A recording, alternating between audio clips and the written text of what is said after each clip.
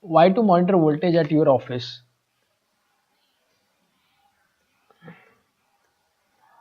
When failure happens, certain logics are made at initial investigation. Why my office equipment getting damaged? Why equipment on particular phases gets damaged? What is time of failures, etc., etc. What we are trying to say, offices are single phase load almost evenly distributed on three phase supply. However, when system comes in operations, there exists an unbalanced situations. We'll explain you how above situation, that is unbalanced situation, makes it difficult for very sensitive electronic equipment to work. As we know, with advancement in technology, working voltage limits of components are shortened. Earlier it was plus and minus 10%. Now we can say it is not more than 5% to 6% plus minus. Let's understand. Now we have prepared a Excel based program to simulate a single phase loading in a three phase supply. This is source voltage, then this is your line resistance, that is the cable that you lay, that utility lay from the source to your office. These are loads that you have on particular in R phase, Y phase, B phase. Then this is expected voltage at load. So what voltage you can expect when you load this in your office, and this is load current, respective load current. This gives you voltage changes, that is 4%, minus 4%, that is the reduction from source to load voltage. Now these are nominal voltage levels 415. So plus 10% is 456, minus 10% is 373, and for single phase again it's 264 as a maximum and 216 as a minimum. We'll just see what happens. Like you got a office wherein you have evenly distributed, let's say 5 kilowatt load, that is 15 kilowatt total, 15 kilowatt total load with a power factor of 0.7. So evenly distributed, there is nothing wrong is there. Now utility, as we have seen, 415 if we set as a target, then 456 is the maximum and 373 is minimum. So utility works in this range. So let's consider utility is working in 415, that is standard voltage. So at source level, the voltage level is 240. These are the phase angles, and initially you are not running with any load, so that's fine. And the load is not almost there, so you can see 240 volts here, and you are at your entry level, you are seeing 240 volts level because there is no load that there will be a drop in this line, that is a drop in cable. So everything is okay. Now you got a 5 kilowatt load. When you load it evenly and your office is working fine, you expect a ampere of 20 ampere here. So 6 square mm copper cable of 80 meters length working fine.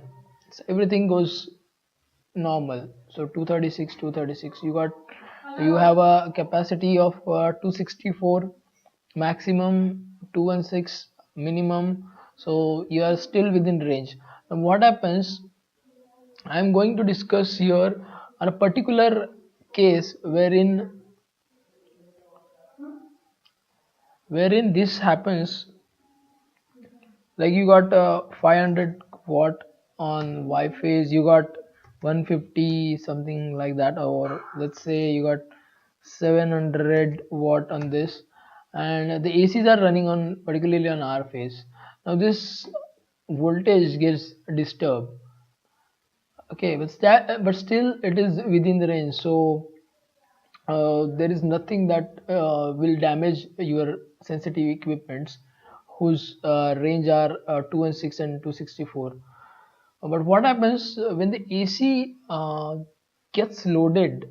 So they take initial inrush current, and that inrush current is almost 6 times to 4 times. of their nominal current. So nominal current, if you see, this is 19, almost 20 ampere. So the 6 times will be 119 ampere. So what we can expect here, the VA, that is apparent power, may go to 20,000 VA with a power factor of, let's say, 0.2 per 0.2, let's say 0.4 or zero point 0.7, okay, 0.2, let's say it goes to zero point 0.2 and 2000, like 77 ampere is a peak that lasts for maybe 2 cycles, 3 cycles. So for this 2 to 3 cycles, this is the voltage change that may occur. So if you see R phase is loaded, so R phase voltage has dropped down. If you see here, the voltage has dropped down in R phase, but at the same time the voltage has, here at B phase, it has increased. Getting my point? So now everything still, we are within the range of this tolerance that we are considering at 10%. But as I said, the electronic equipment, now they got a limit of just a 5%. So 105%, sorry, I'll tell you what, 105%, that's actually 252. So we are already exceeded. Still the supply voltage is of 415. Cable sizes are proper. So for this inrush phenomena, we have to look into, but still I'll take 264 as maximum. Now suppose, as I already, one second. So as I said, this voltage levels are this 456 and 373. These are the operational voltages that utility may supply. So suppose this at particular time of day, this goes 450. So the voltage at B phase can go up to 272. For this is not seen with your multimeter or any torque tester or any meter, because this lasts only for few cycles. So that happens generally because after this 4 to 5 cycles, this gets stabilized to 5000 watt, so or 5000 VA, and this gets stabilized.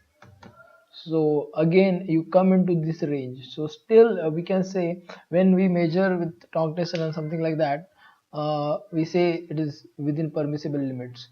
Still a limit of, at this particular voltage levels, still this is high. Now I'll uh, talk on another issue where the cables are not properly sized. Now suppose we got this condition and we know here, let's say 20,000 was the peak that we expected, and this was terrible, 272. But now suppose I make it a cable size of 150 square mm. uh, can you see this now? So cable size of 150 square mm, which is, no one will design for 15 kilowatt load, but suppose we have set this as a line impedance of 150 square mm. Still now this has come within range. So for a load of inrush current, which is 6 to 7 times more, and particularly a single phase loads, we have to design a cable with a very, not based on line current or a stabilized current, but based on your inrush peak current. Now this comes 6 square mm, then this is what happens. But this, as I said, remains for few cycles, so maybe not possible to monitor it from normal tongue testers. So what to monitor now is, the first thing you have to monitor is voltage level, whether it is 415 or whether it is 440 that is coming to your office. Then secondly, you have to monitor type of load distributed per phase in three-phase system. Like whether you got lighting on a same phase, the AC is on other phase, or something like that, and the AC is having has got a inrush current of more than 6 per times. So how to tackle with those currents, and the cable sizes. So the cable sizes, whether those cable sizes are able to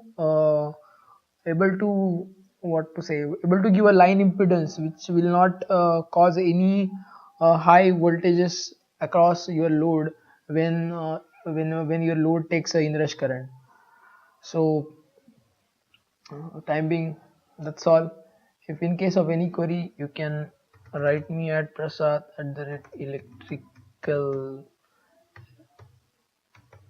science solutions.com.